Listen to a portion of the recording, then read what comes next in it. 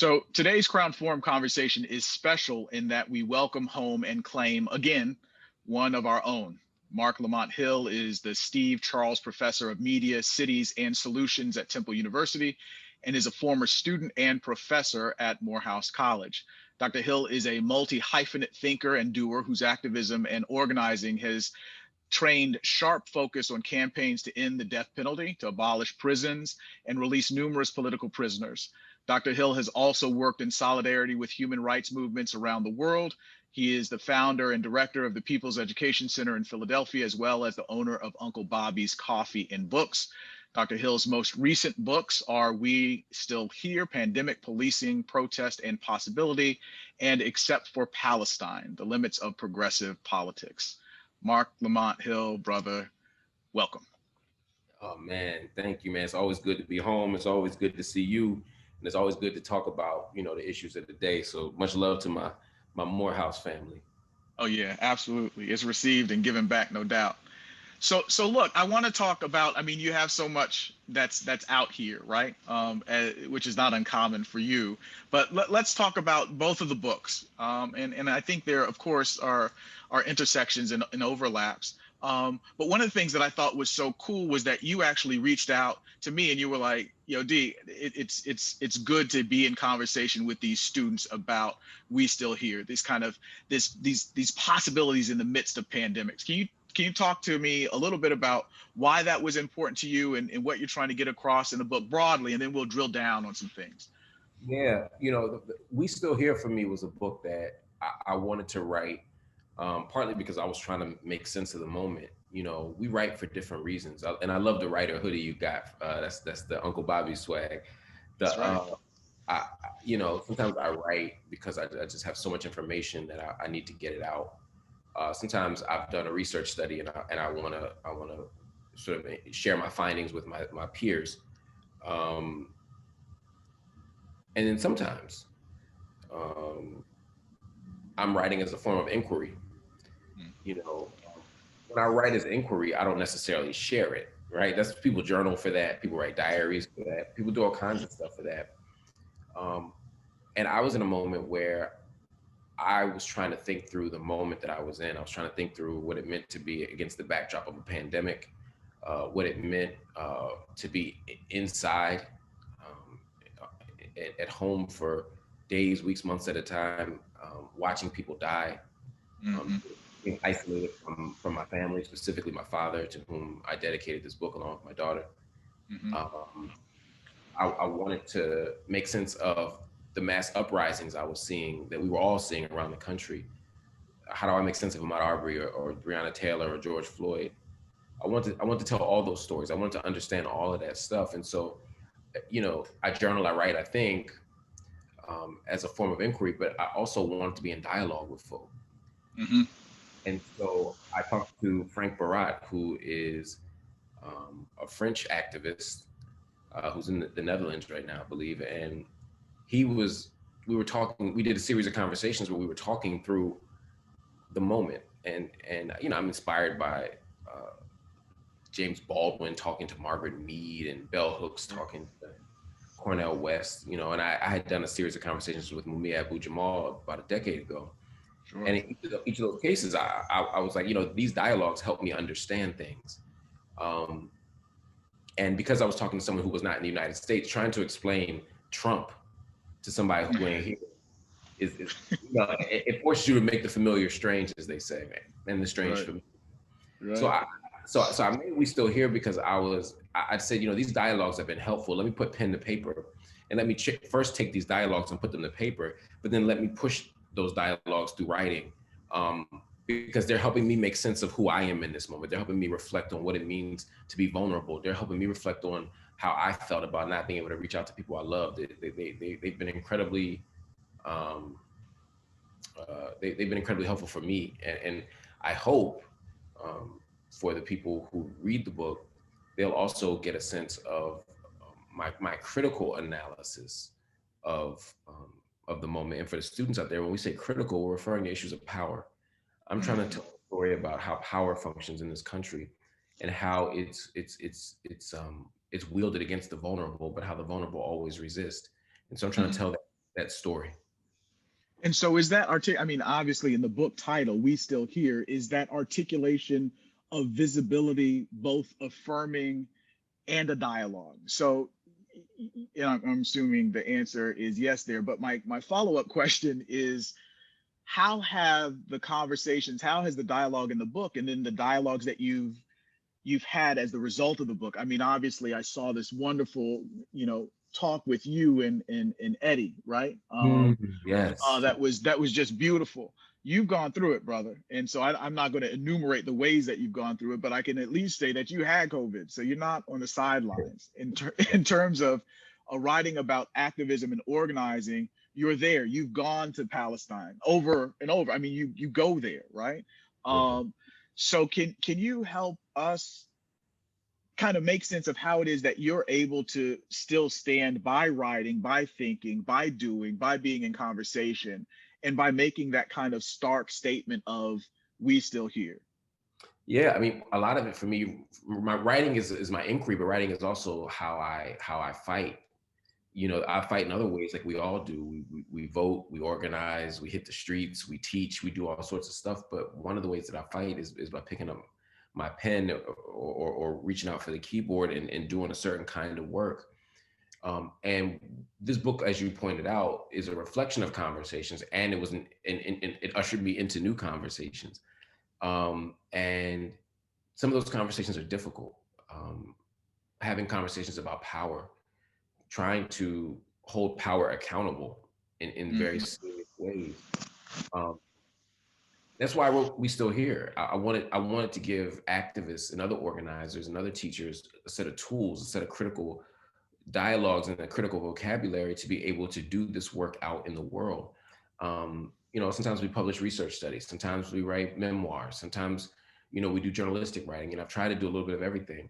But this was the first book that I wrote that I said, I want to hand this to young activists. I want to hand it to teachers. I want to hand this to organizers. That's why the book is small. That's why the book is paperback. That's why the book is like $10, because and it went straight to paperback because I wanted to make sure that it was accessible, not just intellectually, but financially.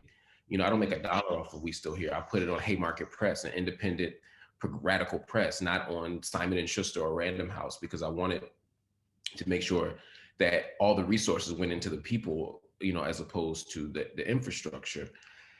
And in this book, I'm trying to challenge capitalism. I'm holding capitalism accountable. I'm holding Black folk accountable. In the chapter on all lives really mattering, I'm raising the question about what it means for us to be in Minnesota marching for George Floyd as a trans woman is being harassed and beaten, right? In the very same state of Minnesota. Yeah. So I'm trying to hold us accountable. I'm holding Black men accountable. I'm holding myself accountable. I'm trying to with this book, I think, have those tough conversations that sometimes get me in trouble. And so why do you do it even though it gets you in trouble? How about that? I think that's the right question. I think that's the right question. And I ask myself that all the time. Every time I get in more trouble, like, is this shit worth it? And the answer is yes. I believe that my vocation, and I mean that in the literal sense of a calling. Yeah. My vocation is to be an educator. Is to teach. Sometimes it's in the classroom. Sometimes it's on TV, and sometimes it's on the page. But the radical education that I'm offering, the critical pedagogy that I'm engaged in, isn't just to teach reading, writing, and arithmetic, but it's to help people imagine new worlds and new possibilities. I believe my job is to leave the world better than I found it. And getting in trouble is a small price to pay for freedom. Freedom ain't free, right? So whatever we do, we're going to pay a price. The question is how big a price, and are we willing to pay it? And I wouldn't be able to rest at night if I didn't do it. Mm-hmm. So, and I'm sorry, I'm getting all in your business here, but what gives you that? This is why I don't do interviews with psychologists, man, because I get all nervous. And by the way, we got plenty of time, so I don't want you to feel like you got to rush. Okay. Thank you. Thank you. So, but What gives you that drive, man? Because, Mark, you and I have known each other for at least a decade. We've known of each other for perhaps a little longer, but have known one another for a decade. Mhm. And in terms of accountability, I remember the first time, it was Doomy and you and I were in kind of this dialogue across a couple of different spaces around accountability. Yeah. And I've always known you to be a student and a teacher, a learner and a doer. But what gives you that spark? Because brother, let me say right now, you look tired. And I know a lot of times when I'm in conversation with you, I know you're tired because you're doing this work. Why not just do something else? Why not just I'm just curious about what keeps you pushing. And again, in this season that I know of yours right now, where it would be really easy to just be like, you know what, I'm gonna just hold tight. Let me just, you know, what pushes you? That's a great question. And to be honest, in full disclosure, at this moment in this season, I probably should be doing less. Yeah. I'm dealing with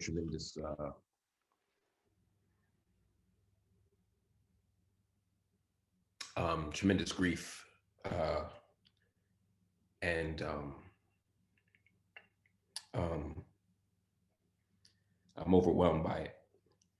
And sometimes working harder, doing more, can be the excuse to not do self-care, to not engage in self-examination, to not do the work that needs to be done. And so I'm trying to balance this sense of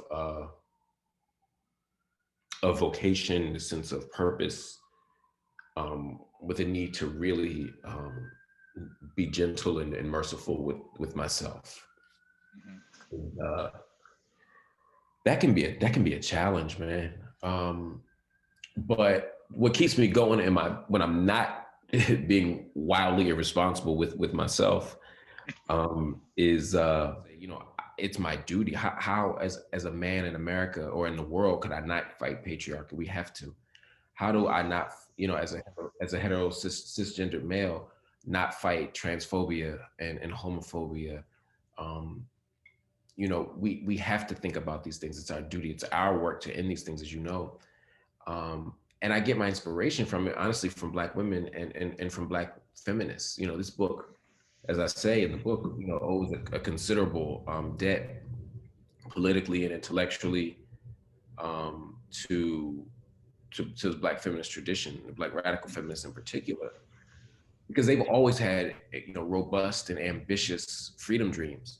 They've Mhm. always had inclusive visions of the world. They've always wanted to world make, in ways that left everybody better off. They didn't just fight against gender. If you look at the Combahee River Collective, when they issued their statement, they didn't just call for an end to gender-based oppression. They could have, Mhm. you know, but they also understood the need to end capitalist oppression and capitalist exploitation. They understood the need to form solidarity with the global South. They understood what internationalism meant, and they understood that they couldn't get free unless everyone was free, but also more fundamentally that they didn't want to, right? And think about what it means for Black women to hold space for the very same Black men who do harm to them, Right. to hold space for the very same people who fight for forms of freedom that may not include them, or visions of freedom that may not include them, and yet they still included us.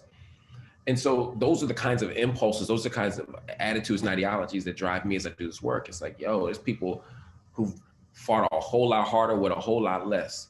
So I Yeah. ain't got no choice but to go out here and fight my fight. So in terms of investing, and I love that, and you've been consistent with that, and this is where you have challenged me and pushed me in ways in talking about and looking at womanist or feminist traditions and the radicalism that's associated with that. How is it that we, and I'm talking about we at Morehouse College, who are bathed in this patriarchy and in this, this understanding of masculinity in many ways being the singular way.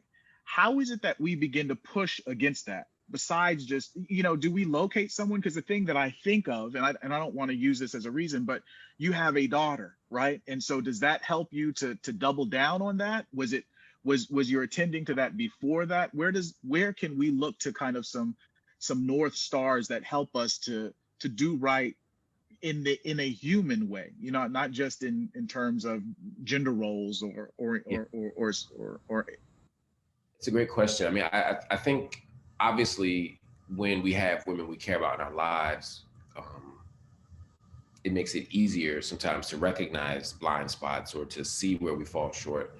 But as you were alluding to, that's not the final answer, right? Because we see the humanity in women, whether we have daughters or not, or wives or not, right? Because in many ways that just replicates the kind of patriarchal logic of, you know, I got me one, these are my objects that I control, and so I right, want, you know, and I right. don't want to mess with my property, my, you know, any more than, you know, I should be messing with someone else's. And so that becomes, it's, we saw that play out. Like when I looked at how the kind of people who were defending Lauren London when that rapper was trying to get at her after Nipsey Mm-hmm. passed away, Mm-hmm. and it was less about protecting Lauren London. It was more about defending Nipsey's property. Property. That's right. And so, you know, we have to be mindful of those kinds of dynamics. Absolutely. I think where it started to turn for me, first place it started was Temple University. I took a class there called The Black Woman, and it was taught by a woman named Dr. Renoir McDonough. And we read Black feminist thought and critical race feminism. And I was one of two Black men in a class of 30. And to be perfectly honest, that's why I took the class. I was like, it's called The Black Woman, there'd probably be Black women in here, you know, but what I got was something very different. I got a radical education, a complete shifting of my thinking. I began to read Black feminist texts. I began to take Black feminist theorists seriously. And in doing so, I was able to reimagine who I was in relation to women, but the women in my life, and women more broadly, but also to myself. Mm-hmm. It's a process, though, right? I mean, when I look at my personal relationships, romantic relationships, family relationships, whatever, I still have all kinds of contradictions. I still carry patriarchy with me, right? And I have to be really critical. I think about Mark Anthony Neal's book, New Black Man. He talks about that, right? Like he's this Black feminist, but you know what is you know, what do our partners say? What do our children say about how we navigate the world? That is in many ways a better window into our politics than what we write or tweet, you know, or speak about behind a podium. And so part of it is me trying to listen to the women in my life about ways that I can improve, about where my contradictions are, about how I've done harm, and try to reduce that and restore that to the extent that they permit me to. It's that accountability comes also, I think, from as I get older, I look at systems and structures from a slightly more aerial view of it, you know, and I see not just at the personal level, but at the macro level, sort of the way that masculinities, unhealthy masculinities, these forms of patriarchy, these forms of violence, aren't just doing harm to the people directly targeted by them, although that should be our primary focus. It also ain't doing us no good. Like, you know, we aren't living as long as we could. We're not having as much joy as we could. We're not finding love where we could. We're not exploring all of our talents as we could, because these unhealthy forms of masculinity are foreclosing on possibilities for our humanity. And so now when I watch a 2-year-old, you know, be told, you know, to put that doll down, you know, we hand him an action figure, which is a doll by the name. A hard doll. Right, exactly. You know, or we, you know, or you know, kids, you know, the kid stops writing in his diary because boys don't have diaries, or you know, oh, you shouldn't be a dancer, you shouldn't be a poet, you shouldn't be. I look at the possibilities that are foreclosed upon, and it's like, well, who could we be if those limits weren't there? And to be human is to have limits and challenges and such. But if we could begin to chip away at that stuff, who could we be? What's possible? And so at a place like Morehouse, what better way to unpack this? What better place to think about what it could mean for masculinity to not be so limited and limiting.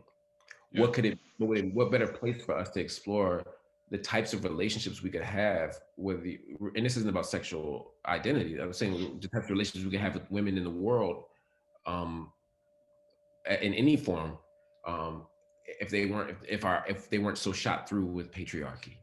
Yeah. So you're talking about really how to live thickly, broadly, fully, right? You're talking about these ways to really live beautifully. I'm curious about how it is we get to that when we have to traverse so much pain. When we're talking about, if I look at some of the titles of the sections in your book, right? If we're talking about this violence, whose violence, the spectacle of violence, death eligible, and then how shall we die, right? And of course that echoes of Claude McKay. Mm-hmm. How do we deal with that and still live so robustly and so fully? I think it's how we live robustly and fully, actually. I think it's quite the opposite. I think the intuitive, and I know that's counterintuitive. I mean, I think the easy thing to do is to run from these tough questions. And in running from the tough questions, we can just live life and find joy. But I find that there's a deeper purpose when we begin to analyze the world. And once we find that deeper purpose, once we begin to analyze the world more thickly and have a thicker analysis of power and oppression, but also keeping at arm's length those forces that tell us that we can't fix those things, that we can't repair those things, we create new worlds of possibility. We can imagine selves that didn't exist before. We can imagine worlds that didn't exist before. And that's where the joy comes in. That's where the fullness comes in. Yeah. Battling gender oppression, fighting gender oppression is hard work, and you're gonna get called all kinds of names, and trying to dismantle rape culture is going to get you pushed out of the locker room or the frat house and all that stuff. I get the short term, but there's a long-term vision of justice and freedom for me that allows me to live a more full and joyous life. I find pleasure in freedom and liberation, not being bound by this idea of masculinity that says I have to look this way, dress this way, perform this way, believe this way, love this way. It liberates me. And so for me, and it's liberating to see the humanity in others and to create space for them too. So, I got a lot of death in this book because it's a death dealing time. I got a lot of pain in this book. I talk about, as you said, death eligibility. What does it mean for us to treat the elderly as disposable? What does it mean for us to treat the prisoner as disposable? Particularly at a time of COVID, you got folk making PPE, you got people making hand sanitizer, you got people in prison trying to protect people who aren't in prison from COVID at the same time that they're getting it because they can't wear the masks, they don't get the PPE, they don't get the hand sanitizer, they don't get to stand 6 feet apart. And people in West End that or in the SWATs that live, 5 in a 1 bedroom or 2 bedroom, they also can't stand 6 feet apart. Social distance is a measure, an index of privilege. That's right. So it's easy to take these social problems, these institutional structural problems, and individualize them. Well, just wear a mask, wash your hands, and stand 6 feet apart. Yeah, that works if you don't have to work at Kroger or Target or Walmart. That works if you're not the person delivering the Amazon to the house so that we can have our Zoom meeting and stay safe. That's right. But we got to listen to the voices who are catching the most hell. And when we do that, we create a world that is more fair and just for everybody. And again, that makes life more enjoyable to me. So let me pivot here. So, okay, we're dealing with all this oppression and marginalization, and we're deconstructing kind of these ills in this time of death that we've got to wrestle with. We haven't even mentioned what we just got through, at least the past 4 years, right, with the 45th president. We haven't even talked about that. But given that we have so much hell to deal with here in the United States, why are you writing a book and talking about Palestine, man? I mean,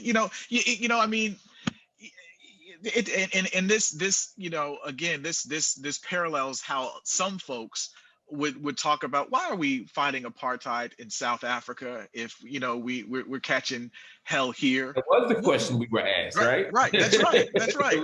So can you help us in a little bit of a primer? What is the deal right? So Yeah. what is the deal in you know, and I know you're getting flack. I was looking on the interwebs and whatnot, and folks are like, well, he's writing this. And you're like, well, oh, yeah, I am. Why do you get to write it? You know what I'm saying? So can you just talk to us about all that? Yeah, I'd love to. I'm going to grab a glass of water because that's going to make Yeah. me, that's going to, yeah, man. So it's a great question. I think, so for me, there's a couple of answers. One, I sincerely believe that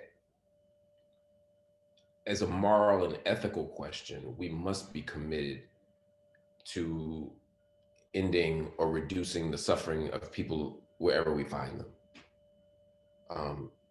I prioritize the suffering of my own people. The bulk of the work that I do um, is for our people because I have a responsibility and a duty as a Black person in America to fight for the liberation of my own people. But I also want to fight for the liberation of anyone who is oppressed. As you said, people ask the same question about South Africa. People ask the same question um, when we stood up and said we must end apartheid. Why are you worried about apartheid when Rodney King is getting beat, right? Right. That's right. And before that, under Reagan, why don't you worry about Reagan and not de Klerk, right? Mm-hmm. Oh, for me, it's a both and thing as an ethical question. But it's also at the analytical level. I'm saying that these systems are not patriotic. They're not national. They don't. White supremacy doesn't stop at the border. Capitalism doesn't need a visa or a passport. That's These right. systems are global. And so if the systems are global, then to dismantle them, our freedom quite literally is bound up in others. It's not just a leftist cliche. It's a real thing that we have to fight to dismantle this stuff together. Again, I prioritize my people, but I see them as connected. And I think that if we had a united front and a struggle, we could have a much more successful freedom struggle. Sure. But the question, real quick, the question is, a couple of one, why this struggle, right? Why you worry about Palestinians? What does it mean to fight this particular battle? And what's at stake? And I think those are the questions that we have to take, really, really seriously. When I think about the best of our freedom struggle, they always were global in focus. Malcolm X was global in focus. Mm-hmm. When Malcolm is giving his message to the grassroots, one of perhaps his greatest speeches, and for me, in some ways, even more powerful than the Ballad of the Bullet. Malcolm is forcing us to think about the condition of the Negro in the United States, but understanding that revolution is a real and material thing, and we can look to the global landscape as evidence of its success and possibility. He references the Bandung Conference. He references what's happening on the continent of Africa, what's happening in Latin America, because these are places where we need to get free, and where we've gotten free. But Martin Luther King there's a reason why Martin Luther King cared about Vietnam. Mm-hmm. It didn't mean that he was going to prioritize Vietnam over Black folk, but it certainly meant that he understood that U.S. imperialism, the same logics of imperialism that carried people into Vietnam, were linked to the forces that were compromising the prosperity and life chances of folk right here. That the racism, poverty, and militarism were inextricably linked in what he called that triplet of misery. And so, in that context, at the analytical level, we have to think about this. So when I think about, to get to your actual question, the liberation of Palestinian people, for me, the question of the liberation of Palestinian people is bound up in a fight against imperialism, a fight against settler colonialism, and a fight for justice. I think where we go wrong is if we somehow think that we're choosing between fighting for Palestinians and fighting for our Jewish brothers and sisters. I'm saying that we have to do both simultaneously. There is absolutely no way that we can support Palestinians or support the liberation of any movement and not fight with every inch of our body anti-Semitism. We must fight and dismantle anti-Semitism. We must. We must stand in solidarity with our Jewish brothers and sisters, right? And one of the problematic moves that's happened in the last few decades is that we've confused Israel with Jewishness and Zionism with Jewishness, such that if you critique Israel, you are seen as anti-Semitic. And I'm saying, no, there is anti-Semitism in the world. We've got to fight it, battle it, destroy it. And we can also have critique of Israeli policy and Israeli practice, particularly to the extent that it has undermined the prosperity, safety, freedom, dignity, and self-determination of Palestinian people. My vision of freedom, my freedom dream, is one where there is freedom, safety, peace, dignity, and self-determination for both Palestinians and also Israeli Jews. For me, that's the only world I want to live in. Palestinians can't be free and Jews be unfree, and Jews can't be free and Palestinians be unfree. They must be tied together. And that's the world I want to see, and that's the world that I fight for. Yeah, but I could go on and on about this. I'm happy to answer questions. So yeah. Well, what's the 101? So I want to just, what's the tension? What's the tension? So you're talking about Israel and Palestinians. For folks who have not traveled there, and this is truly academic, but can you just tell us, Palestinians free from what? Nobody has them in cages or anything. Well, no cages, but Gaza is an open air prison. There we go. The largest in the world. And freedom of movement is reduced in the West Bank as well. But you're right. It's a very complicated issue. But what you began to see, and I'll give you the quickest analysis I can that I think would be fair. And then I'll tell you what I think. But beginning in, so the region that's known as Israel and Palestine. Israel is a relatively young country. Israel was founded in May of 1948. Prior to that, those borders that we see now obviously didn't exist. And so when many people say Palestine or historic Palestine, they're talking about both Israel and Palestine, this entire region, and even parts of Jordan. This entire sort of region, historically, and I mean in modern history, it was called Palestine. Before it was controlled by the Ottoman Empire, it was part of the Ottoman Empire for 400 years, from 1517 until about 1917. After that, the British took it over. Under what was called the Mandate System. The Mandate System was a kind of post-World War I idea that essentially said that these certain nations aren't eligible. They're not ready for democratic rule yet. So we, Europe, and these former European empires will control these people until they're able to run themselves. And so this, and you saw this in Africa, Southwest Africa, for example, as one example. Right. But you saw this so the French and the British in particular in the Middle East had a powerful role in controlling these different countries, and the British controlled Palestine for basically 30 years. Somewhere between roughly 30 years. From 1917 forward, they controlled it. 1920 is when the mandate was official. And so Palestine is controlled by the British, this region. Now, to be clear, because a lot of times we think the story of Israel and Palestine begins with World War II or with the rise of Hitler, and all the sort of evil that happened to our Jewish brothers and sisters during the Holocaust. But the first move to Israel doesn't happen long before Hitler rises to power. It actually happens in the 1800s. The first movement, Zionist movement back to Israel, or what was called Palestine at the time, actually begins in 1882. So you're talking about decades before. So in Zion, and let me take another step back. When we say Zionism, and there's different types of Zionism. There's liberal Zionism, cultural Zionism, revisionist Zionism, etc. But the most basic definition of Zionism that I would give you is Zionism is a belief. One, it's a form of Jewish nationalism, and to say that Jews everywhere, regardless of their race, their geographic location, even whether they're religious or not. The early Zionists weren't. Many of them were atheists, and certainly were secular. they're all of the same sort, right? They're all Jews, and so there's a Jewish nation and a Jewish national identity. And the idea of Zionism was that of particular waves of Zionists what was that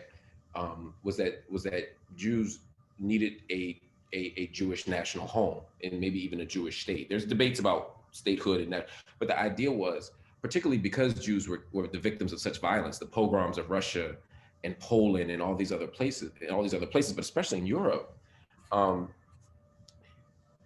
we need to find a place and a homeland for Jews so that Jews anywhere in the world could return. And the logic of it, which I agree with, is that ethnic minorities are often quite vulnerable in places. If you look at Yazidis in Iraq, if you look, I mean, you could look anywhere in the country, right? Anywhere in the world and see like people who are if you're an ethnic minority, you can have a problem. But because Jew hatred and anti-Semitism and other forms is so deeply entrenched in our world and our society, it's not just a blip on the screen. It's a long-standing historical pattern. And they said to get safety, we need to find somewhere. So where do you go? And there were debates about this. It wasn't like they just looked at Israel. They looked at Uganda. They looked at Latin America. But ultimately, the primary move was to this place called Palestine, which begins again under the Ottoman Empire. And so so the first wave of Zionist immigration was from 1882 until about 1903, moving back, going home. Now, of course, this land wasn't arbitrary. It wasn't an arbitrary choice. There's a long-standing Jewish presence in what is now Israel and what was then British or Ottoman Palestine, right? So it made sense in a certain kind of way. There's always been a Jewish presence, and of course, the Temple Mount is there. What is now what we call it now called the Western Wall, some call the Wailing Wall is there. It's Bethlehem is there, Jerusalem is there, Nazareth is there.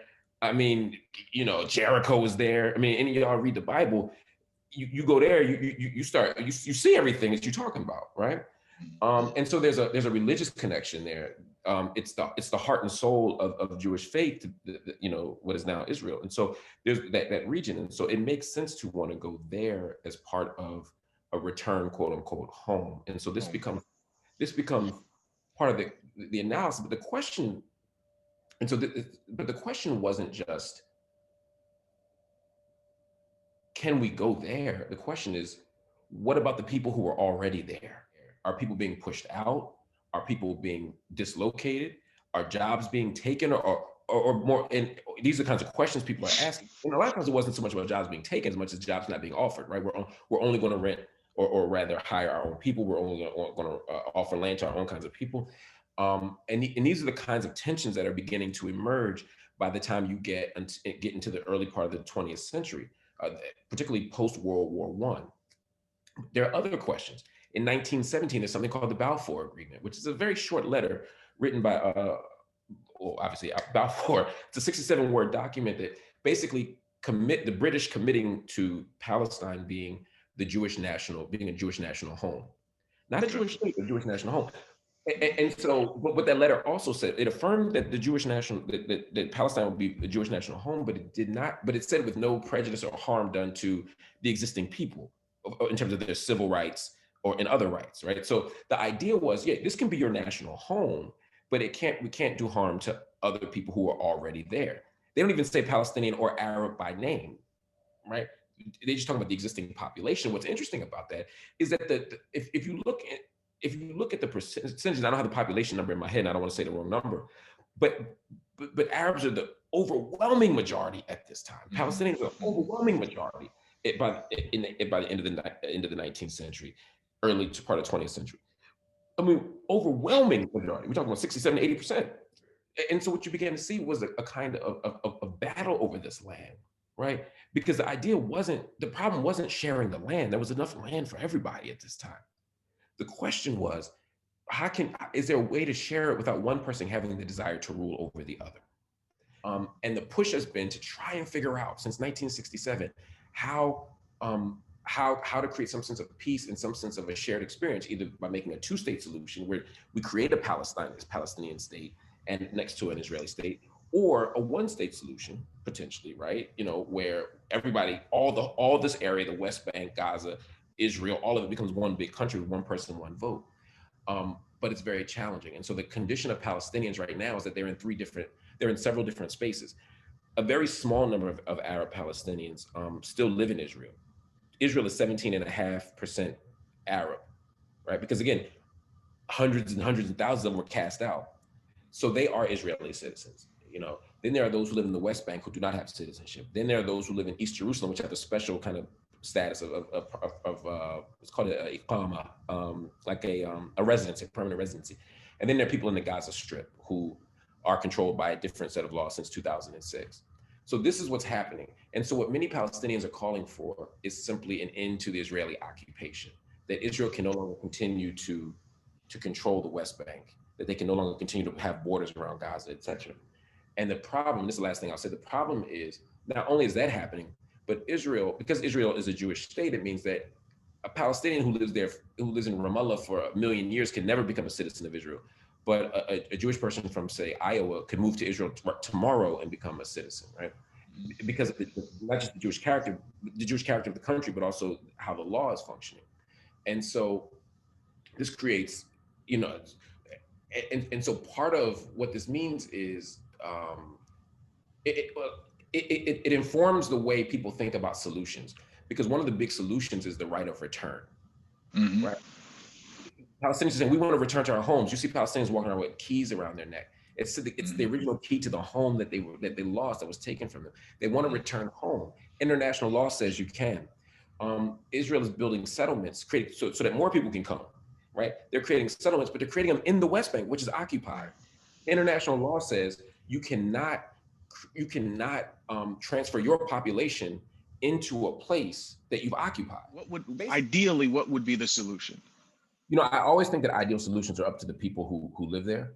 Yes. I think they need to. My based on my politics and my ideology and what I think is possible, I believe in a one-state solution, a single secular democratic state where everyone has a vote, where everyone has freedom, safety, dignity, and self-determination, where there are provisions made for the right of return for Palestinians, but also given the permanence of anti-Semitism in this world, Israel should always have a priority in priority immigration status for Jews everywhere in the world. I think Jews should always be able to come back to the land.